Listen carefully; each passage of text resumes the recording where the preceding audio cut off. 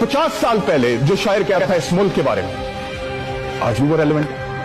40-50 साल पहले फैज साहब कह गए, जिस देश से माओ बहनों को अगयार उठा कर ले जाएं, जिस देश से कातिल गुंडों को अशराफ छुड़ा कर ले जाएं, जिस देश की कोर्ट कचहरी में इंसाफ टकों पर बिकता हो, जिस देश का मुंशी काजी भी मुजरिम से पूछ कर रखता हो, जिस देश के चप्पे चप्पे पर पुलिस के नाके होते हो, जिस देश के मंदिर मस्जिद में हर रोज धमाके होते हो,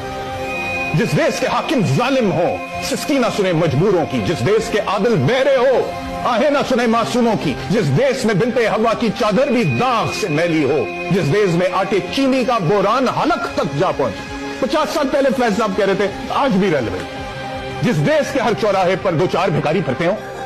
जिस देश में गुर्बत के हाथों माए बच्चे नीलाम करती हो, जिस देश में दौलत शिफा से नाजायज काम करवाती हो, जिस देश में ओहदेदारों से ओहदे न संभाले जाते हो, जिस देश के सादा लौ इंसान वादों पर ही टाले जाते हो, उस देश के हर एक लीडर